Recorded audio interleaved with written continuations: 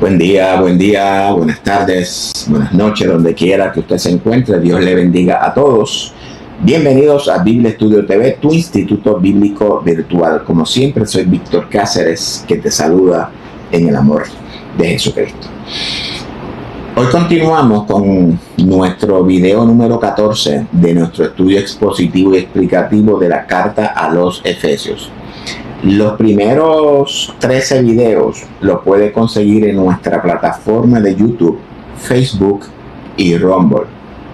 Mi sugerencia es que lo busquen en YouTube, ya que en esta plataforma están identificados por números de videos. Por tanto, no voy a tocar estos videos acá.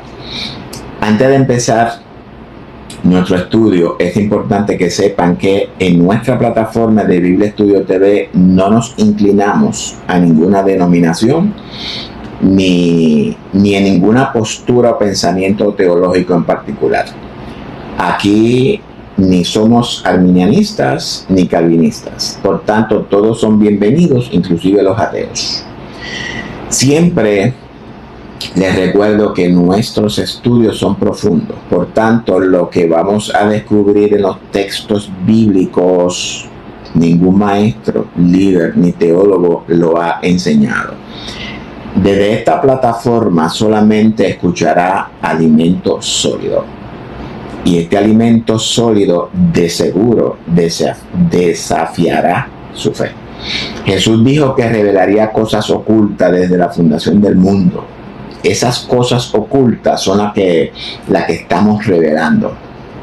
Ya estamos conociendo el misterio de Cristo, conociendo al único y verdadero Dios y a Jesucristo, al que el Padre ha enviado. Y dijo Jesús que conocerlo a ellos es la vida eterna. Por tanto, ese es nuestro objetivo. En el estudio de hoy explicaremos el capítulo 2, versos del 11 al 22 de la carta a los Efesios, el cual hemos titulado Reconciliados en Cristo. El video de hoy tiene un tiempo de duración aproximadamente de 50 minutos, más o menos. Por favor, mire el video completo, no lo deje a la mitad, porque si lo deja a la mitad perderá el contexto. Y no deseo que usted critique el video, porque si usted critica el video, esa crítica rebotará contra usted como el boomerang.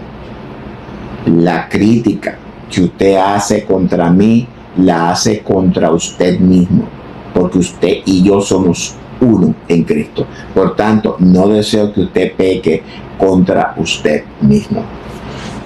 Comparte este video con todos sus contactos, grupos, familiares y amigos. Permítales a ellos también conocer a su Padre Celestial. Usted, como parte del cuerpo de la iglesia, tiene la responsabilidad de predicar el mensaje de la redención a todo el mundo. Y si usted es de los que no se atreve a hacerlo, entonces el mejor medio para usted hacerlo es compartiendo este video con todo el mundo, y ahí cumple. Nuestro trabajo no es en vano, hay paga para todos. Amén. Teniendo esto claro, pues empecemos con nuestro estudio de hoy. Adelante.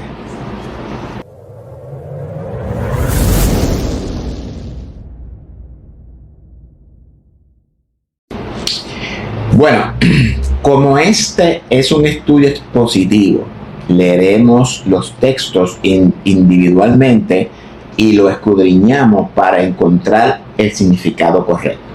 Recordemos que el testimonio de Jesús es el espíritu de la profecía. Y para recoger el contexto voy a enlazar el verso a los versos del 8 al 10, y de esta manera entramos en el contexto. Leemos. Porque por gracia sois salvos por medio de la fe, y esto no de vosotros, pues don de Dios, no por obras, para que nadie se gloríe, porque somos hechura suya, creados en Cristo Jesús para buenas obras, las cuales Dios preparó de antemano para que anduviésemos en ella. Ahora vamos al verso 11. Por tanto, acordaos de que en otro tiempo vosotros, los gentiles, en cuanto a la carne, erais llamados incircuncisión por la llamada circuncisión hecha con mano en la carne. Perdón. Pablo les dice a los efesios que ellos son salvos por gracia. Es decir, que no es por ninguna obras que ellos hayan realizado. Y esa salvación, además de ser por gracia, es también por medio de la fe, amado, por medio de la fe. Recordemos que todo lo que Pablo nos ha venido enseñando es dentro del contexto espiritual, mental, psicológico. Por tanto, todo esto debemos de creerlo por fe. Es decir, que el don de la justicia es por medio de la fe en el sacrificio de Jesús en la cruz efectuado a nuestro favor. Esto es importante entenderlo. Sin fe nada de esto se manifestará en nosotros. Punto. Ya hemos definido en el estudio anterior a cuál salvación es a la que Pablo se refiere. Nuestra salvación es de nosotros mismos, de ese Caín que se ha enseñorado de nuestra conciencia, de ese viejo hombre, esa vieja naturaleza carnal, terrenal. Nuestra salvación es de la ira de Dios, es decir, del castigo por desobediencia a los mandamientos de Dios o cumplir la ley. Dijimos que Cristo es el cumplimiento de toda la ley y los profetas. Cristo vino a cumplir la ley, no a aprobar la ley. Y por cumplir, entiéndase, aquel mismo se hizo la ley, se hizo ley. Una ley espiritual en la mente, en el corazón. Debido a que Cristo cumplió toda la ley por medio de la fe, esa fe le fue contada a Cristo por justicia. Entonces, aún así, ¿debemos de obedecer la ley? Por supuesto que sí. Porque el Mesías, Cristo, el Hijo, ha venido a ser ley para nosotros. Pero ahora obedecemos lo espiritual de la ley, no lo ceremonial. Lo espiritual de la ley se resume en la ley del amor, la cual obedecemos en Cristo. Sin corderito, sin sacrificio, sin ritos. Aprendimos que esa justicia y fe de Cristo fue imputada a nosotros. Esa justicia de Cristo imputada a nosotros es el nuevo estado de conciencia incondicionada de ser en nosotros. Eso es lo que Pablo nos revela en Efesios 2:6. Hemos nacido de nuevo, según Juan 3. Por tanto, somos hechura de Dios en Cristo. Y para vivir la vida de Cristo en nosotros, ese nuevo estado de conciencia incondicionada de ser en nosotros, es necesario condicionarla. Y para esa condición, ya Dios preparó de antemano todas las obras en las cuales debemos de vivir, en las cuales debemos de ser condicionados o programados, como se conoce. Por tanto, luego de haber entendido todo eso, Pablo ahora les recuerda que ellos, o nosotros, los gentiles, antes éramos considerados incircuncisos conforme a la carne, es decir, no circuncidados literalmente, y por no tener esa circuncisión éramos considerados inmundos conforme a la ley. Verso 12. En aquel tiempo estabais sin Cristo, alejados de la ciudadanía de Israel y ajenos a los pactos de la promesa, sin esperanza y sin Dios en el mundo. Dice Pablo que en aquel tiempo, es decir, antes, cuando vivíamos conforme a la carne, con una naturaleza pecaminosa, caída, en un estado de conciencia terrenal, inmundos, vivíamos alejados de la ciudadanía de Israel. Y quiero hacer un alto aquí. Dice Pablo que nosotros, al estar sin Cristo, sin el Mesías, ya que la promesa del Mesías fue hecha a Israel, estamos alejados de la ciudadanía de Israel. ¿A qué ciudadanía se refiere Pablo? ¿Será que al estar en Cristo debemos de hacernos ciudadanos de Israel? Porque a simple vista eso es lo que parece ser. Entonces, ¿a qué ciudadanía se refiere Pablo? ¿A una ciudadanía literal o espiritual?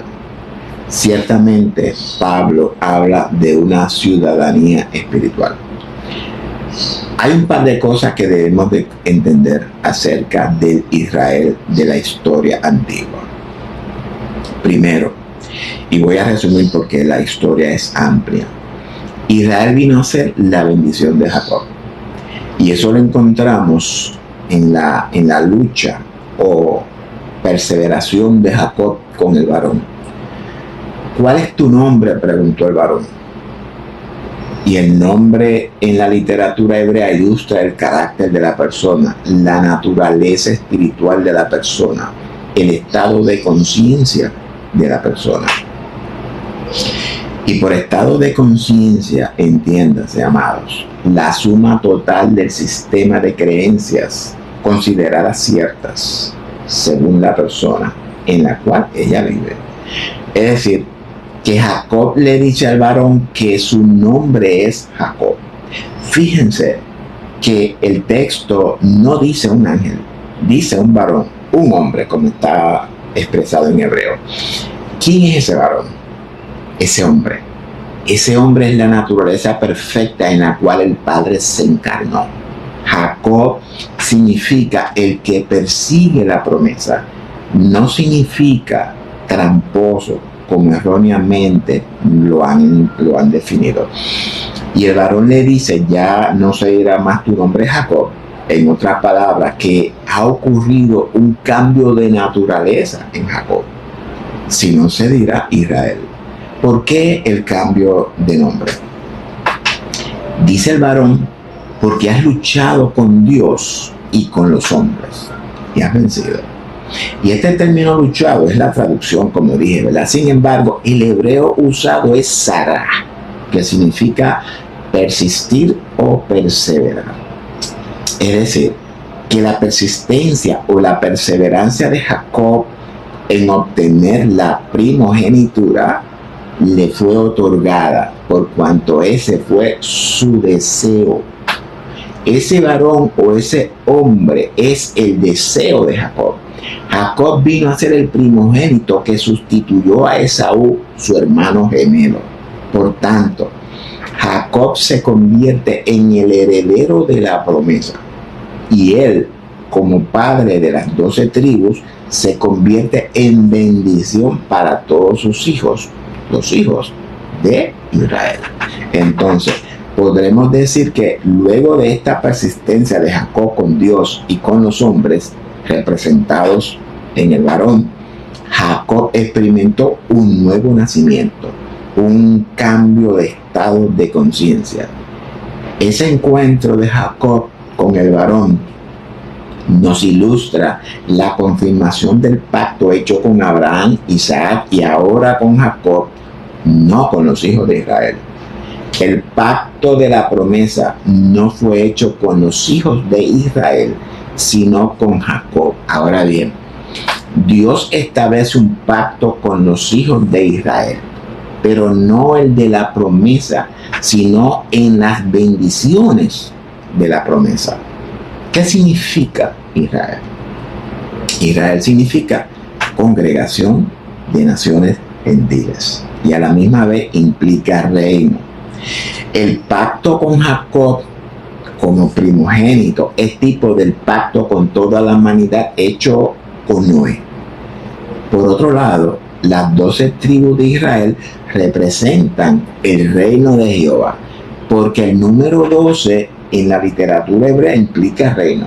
Entonces, ahora podemos entender lo que Pablo nos dice.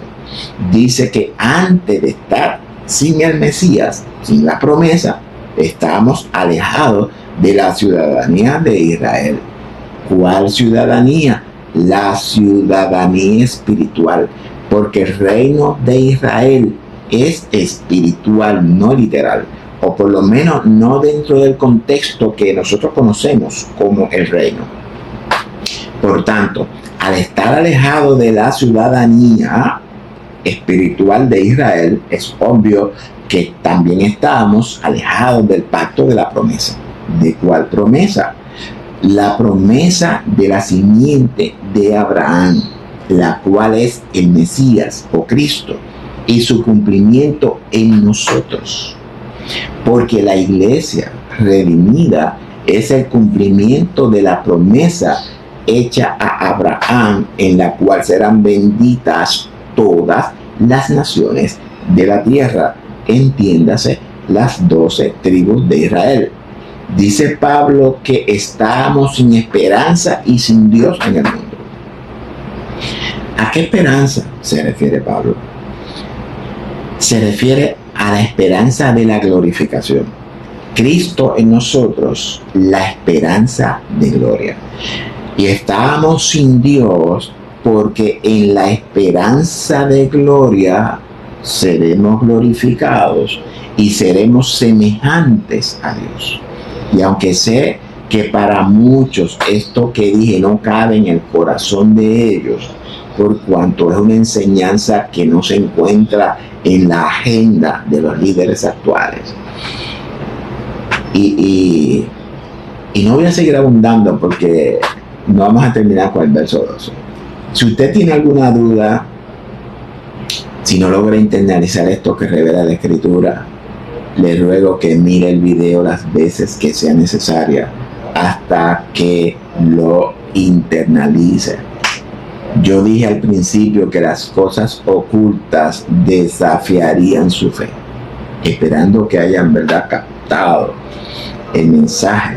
Continuamos ahora con el verso 13, porque ahora Pablo nos va a confirmar lo que dije. Verso 13. Pero ahora en Cristo Jesús, vosotros que en otro tiempo estabais lejos, habéis sido hechos cercanos por la sangre de Cristo. Pablo ahora confirma lo dicho anterior. Ahora, al estar en Cristo, en la promesa, nosotros que antes estábamos lejos, ahora hemos sido cercanos por la sangre de Cristo. Es decir, que el sacrificio de Cristo es el que nos une.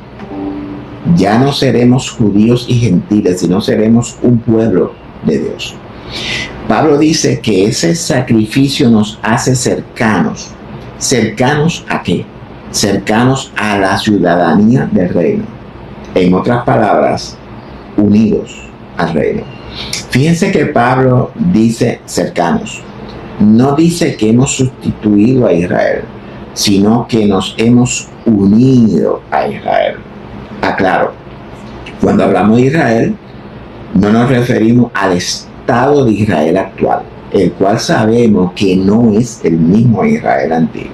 Punto.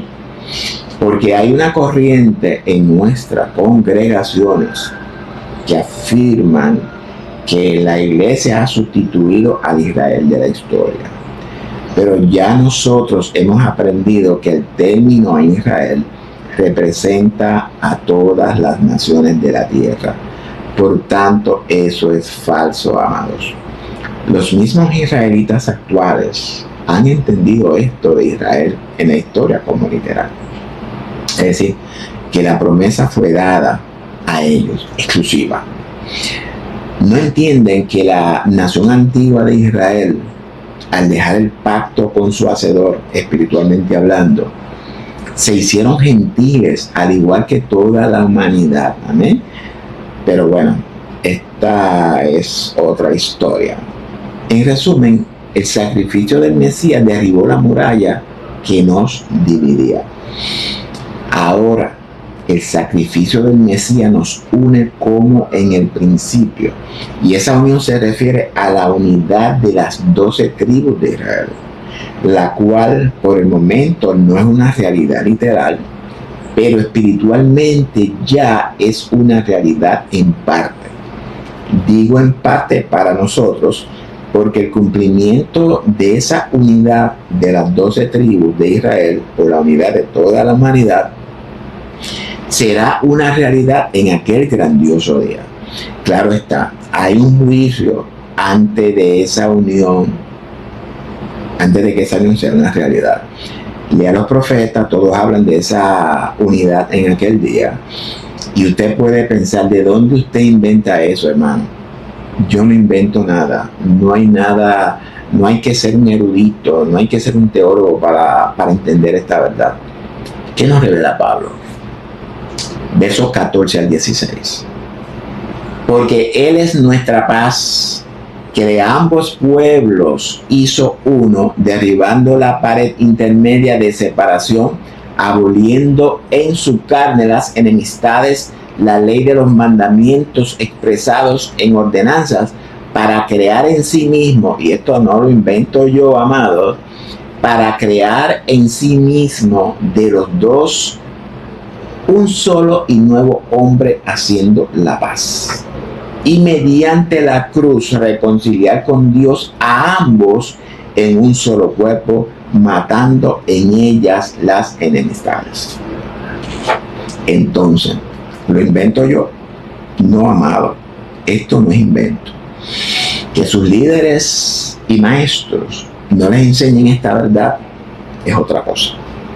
Pero mientras en mi nariz haya aliento de vida, siempre voy a enseñar toda la verdad revelada en la Escritura. Oiga al pueblo o no oiga. Dice Pablo que Cristo, el Mesías, es nuestra paz. ¿Por qué es nuestra paz? Es nuestra paz porque nos ha reconciliado con nuestro Padre. Y por reconciliación, entiéndase, ponernos de acuerdo con nuestro Padre. Eso es reconciliar. Y con ponernos de acuerdo, entiéndase que nuestros pensamientos fueron reconciliados con los de Él. Y por consiguiente, nuestros caminos fueron reconciliados con los de Él.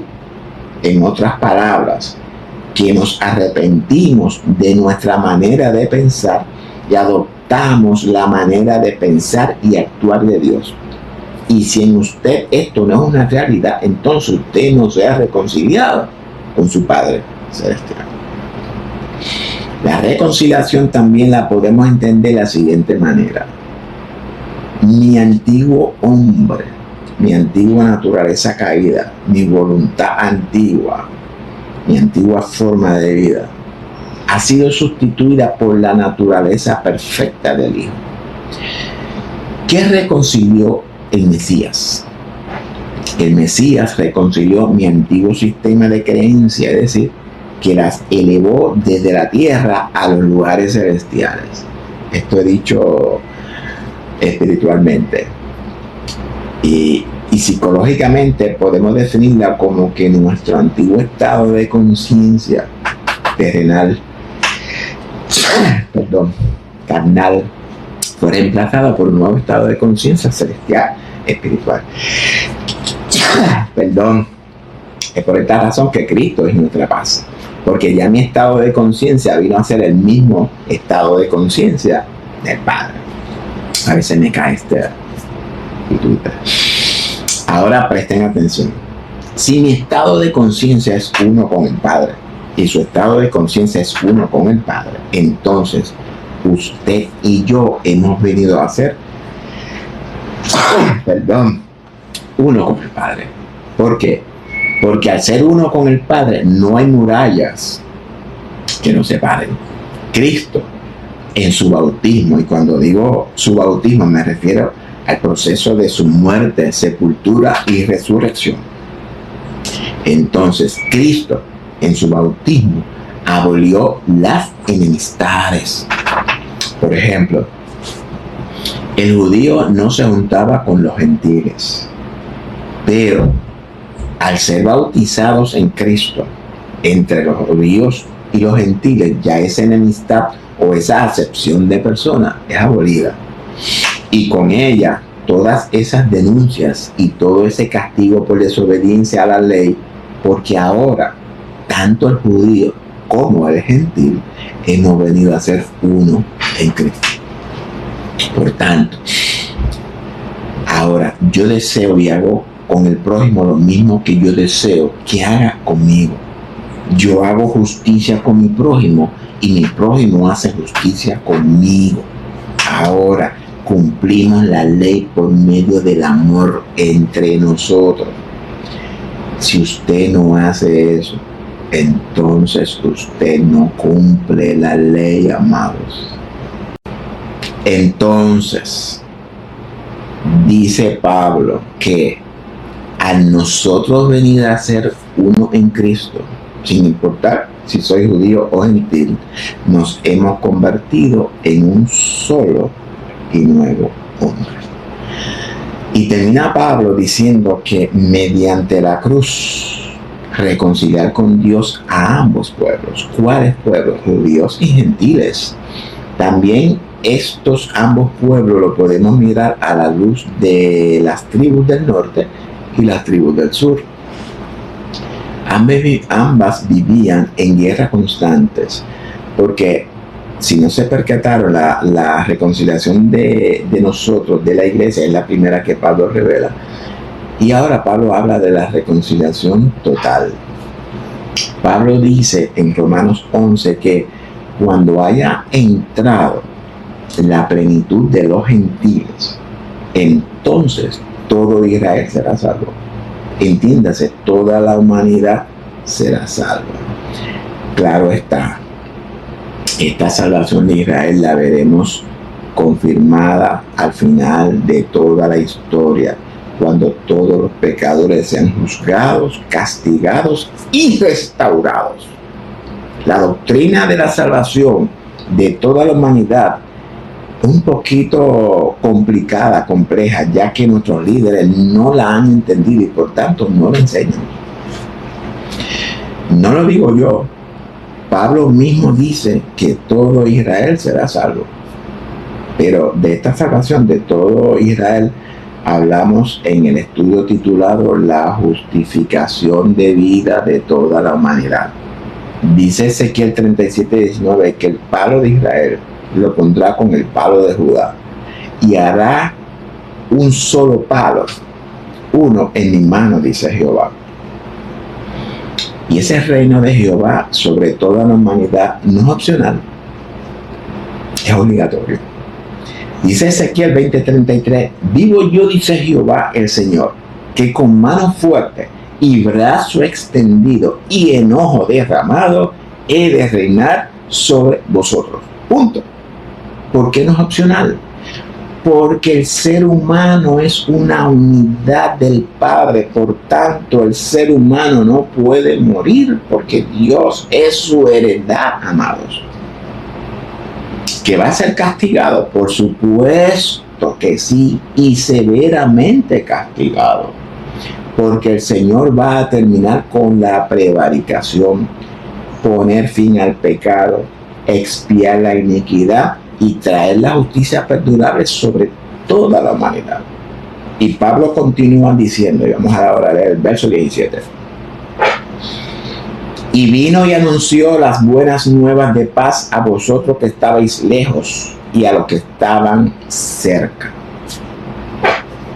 Es decir, que el Señor anunció las buenas nuevas de paz, o el mensaje de la promesa de redención y el establecimiento del reino a nosotros, los que estábamos, ¿verdad?, lejos de la ciudadanía, y también a los que estaban cerca de la ciudadanía, es decir, a los judíos. Verso 18. Porque por medio de él los unos y los otros tenemos entrada por un mismo espíritu al Padre. Y dice Pablo que por medio del Mesías, tanto los judíos como los gentiles tienen entrada al reino por el mismo espíritu. Es decir, que el común denominador entre nosotros, tanto los judíos como los gentiles, es el espíritu. En otras palabras, que ese espíritu debe ser el mismo en todos. Y ahora vamos a explicar algo muy interesante. Si todos somos unidos por el espíritu, pregunto, ¿por qué existen tantas contiendas entre nosotros? Y quiero empezar definiendo el término espíritu. En los escritos del Nuevo Testamento, los escritores utilizaron el término espíritu para definir por medio de esa sola palabra todos los atributos de nuestro Padre Celestial. Por tanto, el término espíritu encierra todo lo que es Dios. El espíritu nos revela el Padre, la palabra, la ley, la vida, la conciencia, los pensamientos, el amor y sus frutos, santidad, justicia, misericordia, gracia y un largo etcétera. Por tanto, no podemos definir al espíritu como algo que vino a morar con nosotros. Por tanto, todo eso que nos revela el término espíritu lo hemos recibido por fe. Pablo le pregunta a los corintios o a los gálatas, no me recuerdo, ¿recibisteis el espíritu por obras de la ley o por el oír con fe? Obviamente lo recibimos por el oír con fe. Es algo espiritual, mental, de la conciencia. ¿Por qué lo recibimos por fe? Y ahora presten atención porque esto que traigo es teología pura, me encanta. Ese espíritu con el que fuimos sellados para el día de la redención de nuestros cuerpos es el mismo Mesías, el mismo Cristo. La nueva naturaleza perfecta con la que nuestro Padre sustituyó nuestra antigua naturaleza imperfecta, caída, pecaminosa, carnal, terrenal, es el mismo don de la justicia por medio de la sangre de Cristo. Es ese Cristo que se está formando, esa imagen que se está formando en nosotros. Es ese mismo Cristo el cual daremos a luz en el tiempo de la vida. Somos la manifestación del Espíritu, de la palabra, o de la ley, o del Padre. Recordemos que somos una unidad con el Padre, o del Padre. Si yo soy una unidad del Padre y usted es una unidad del Padre, entonces usted y yo somos o formamos al Padre. Y el Padre es uno. Por tanto, entre nosotros habita la unidad. Usted es parte mía y yo parte suya. Todos somos parte los unos con nosotros y somos parte del todo del Padre. Y aunque sé que esto que digo es complejo, pero tranquilo. Siga conectado con nosotros y poco a poco se irá integrando. Poco a poco el velo le será removido de su rostro. Poco a poco empezará a ver las cosas ocultas desde la fundación del mundo que Jesús dijo que nos revelaría. Y lo voy a decir psicológicamente, con el propósito de que lo puedan entender un poquito más claro. Dice Pablo que por medio de la conciencia incondicionada, la cual es el Padre en nosotros, y es lo que él llama espíritu, nuestro estado de conciencia caída fue regenerado y elevado al estado de conciencia incondicionada de nuestro Padre. El espíritu o el Padre es la conciencia de ser en usted y en mí. Por tanto, si mi estado de conciencia incondicionada y su estado de conciencia incondicionada son las mismas, entonces no debe de haber entre nosotros enemistades. Tan sencillo como eso, amado. Verso 19. Así que ya no sois extranjeros ni advenedizos, sino conciudadanos de los santos y miembros de la familia de Dios. Por tanto, Dice Pablo que ya nosotros, los judíos y gentiles, no somos extranjeros, sino conciudadanos de los santos y miembros de la familia de Dios.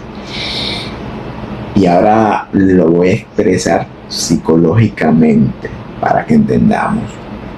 Dice Pablo que al momento de que nuestro estado de conciencia fue trasladado a las alturas, a los cielos, sustituido por el Espíritu, ya dejamos ese estado de conciencia terrenal, donde éramos extranjeros y advenedizos.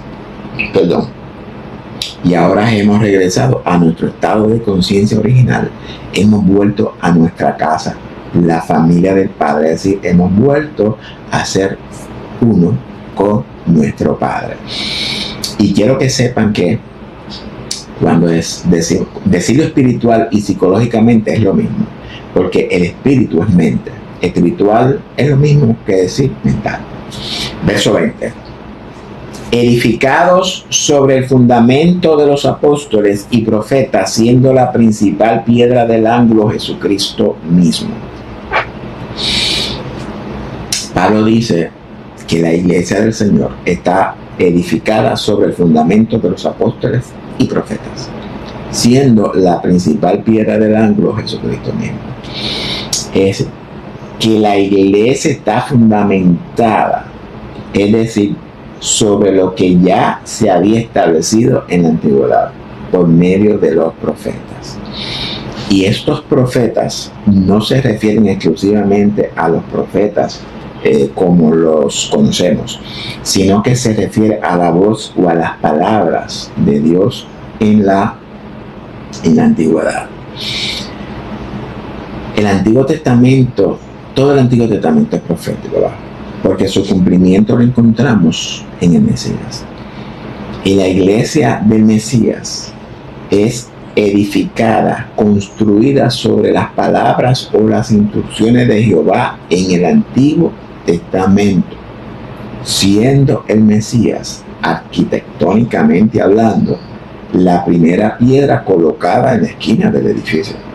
Y espiritualmente hablando, se lo traigo a ambos, significa que el Mesías es el fundamento sobre el cual se establece la fe o nuestra doctrina, que es por medio de la fe. Por tanto, lo que Pablo y los apóstoles revelan en sus cartas no es otra cosa que lo espiritual de las instrucciones de Jehová o de su ley.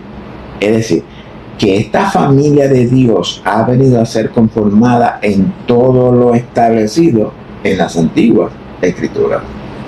Verso 21. En quien todo el edificio bien coordinado va creciendo para ser un templo santo en el Señor.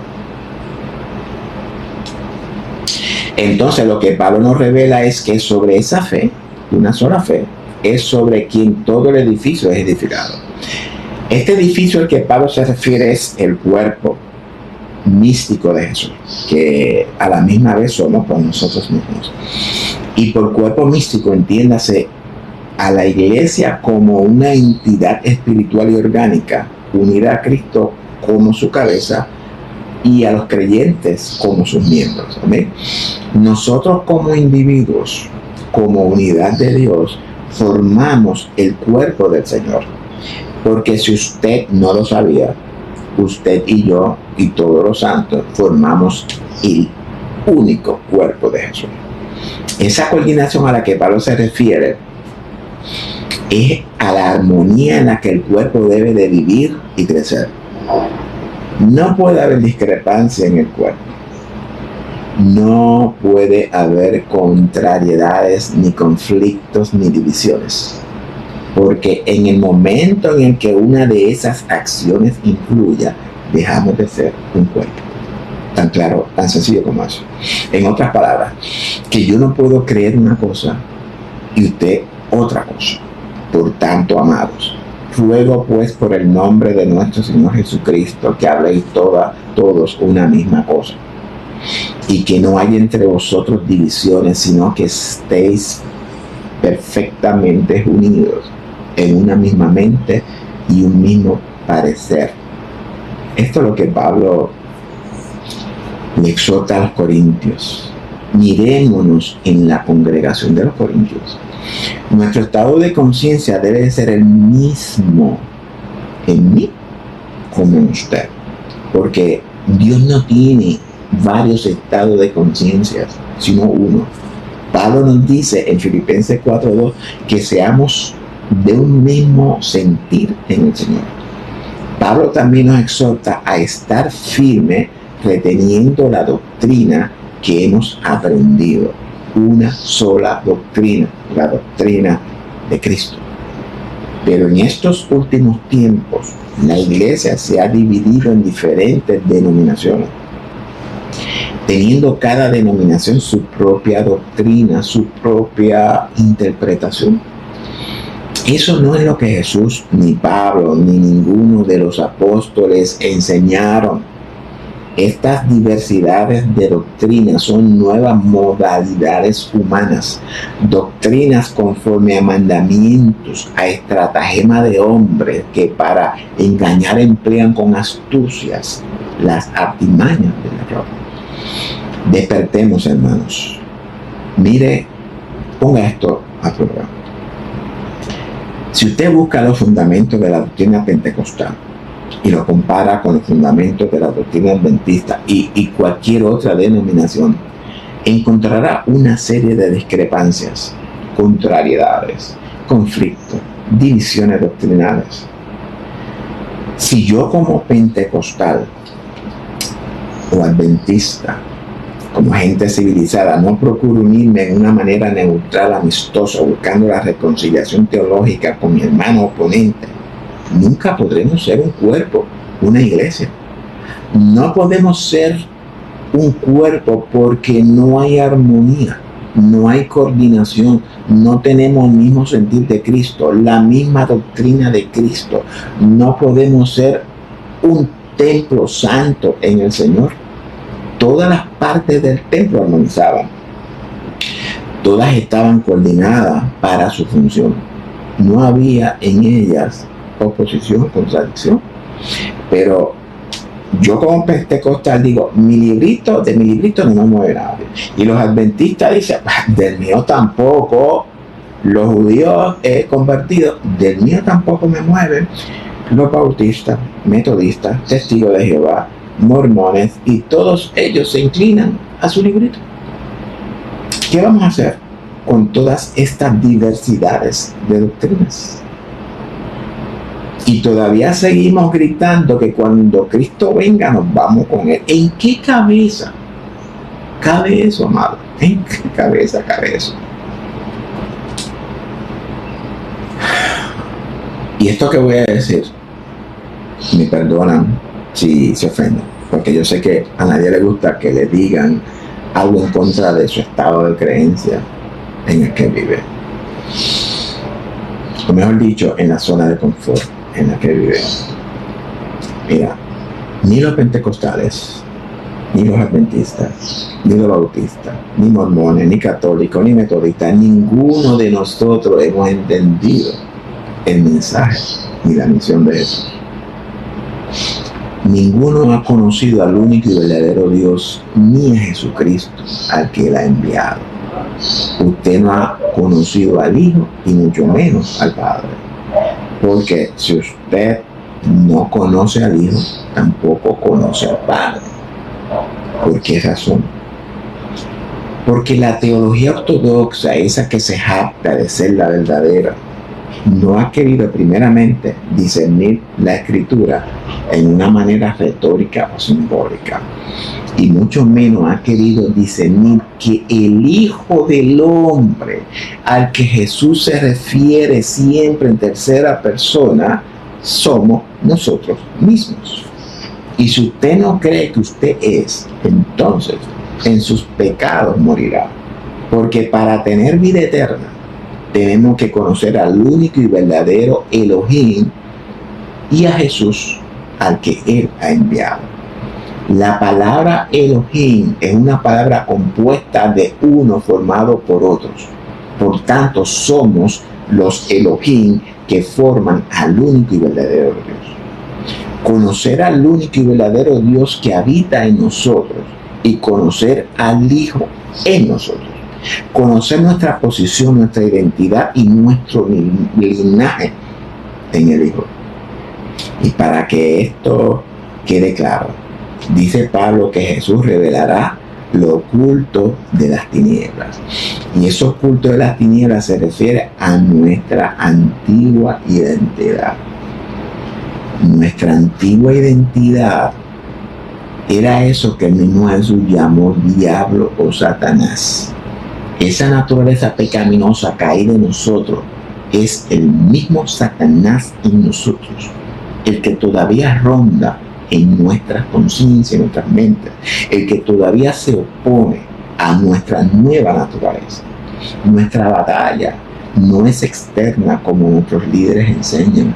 Batallamos contra potestades y principados de las tinieblas, y todo eso se encuentra dentro del ser humano. Fue de ese Satanás del cual Cristo vino a rescatarnos.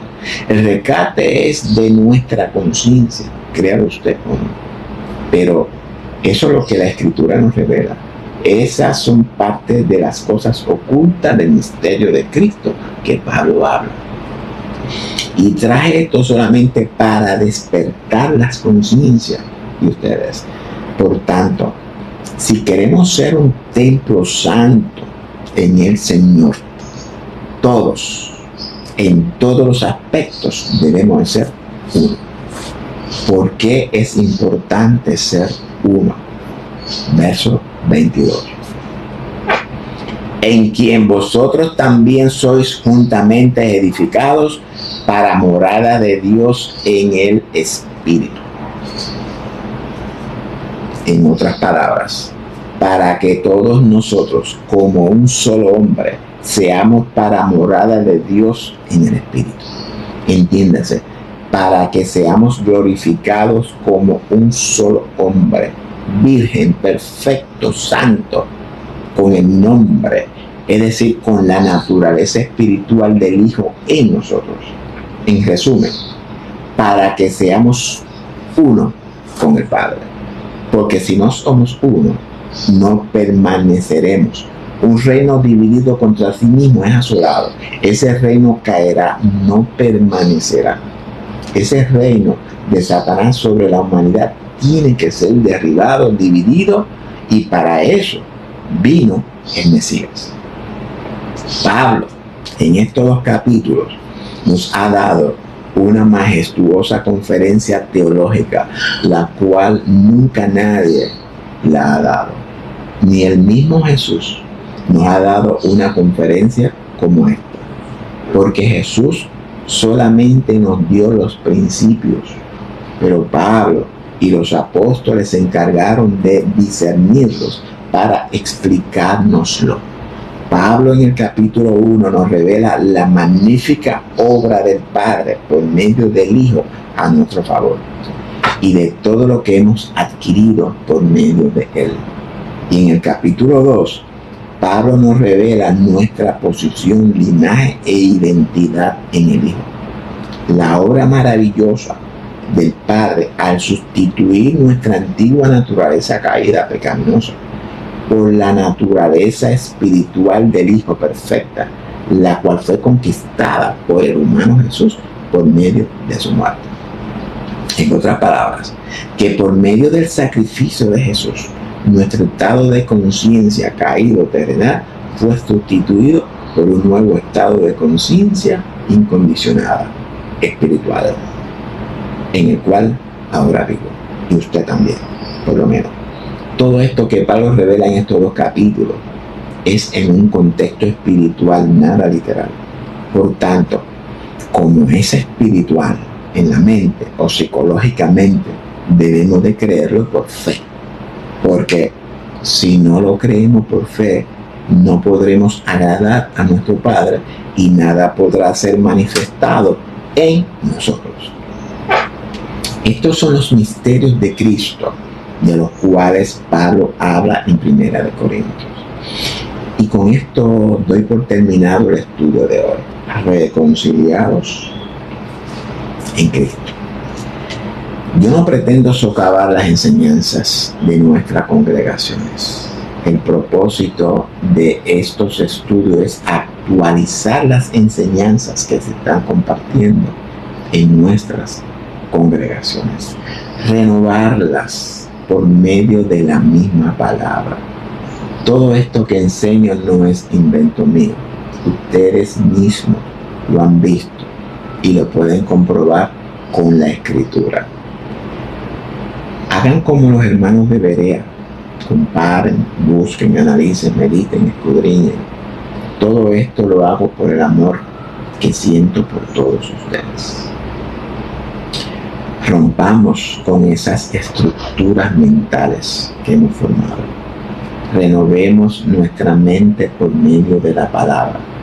No nos dejemos engañar con todo esto que nos están enseñando. Cuestione las enseñanzas, es su derecho, es su salvación la que está en juego. Recuerde que hoy aprendió que Satanás está obrando en el ser humano de igual manera en la que Dios está obrando en el ser humano.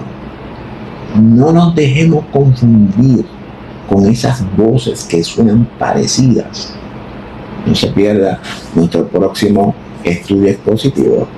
Comparta con todo el mundo este video. Lo que usted ha aprendido hoy no lo aprende en ninguna universidad teológica, en ningún instituto bíblico, ni en ninguna escuela bíblica dominicana y sabática. Yo cumplo con lo que Dios me ha mandado a hacer. Usted decide si escucha o no escucha.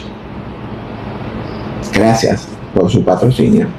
Será hasta el próximo video, si así el Señor lo permite. Los amo en el amor de Jesucristo.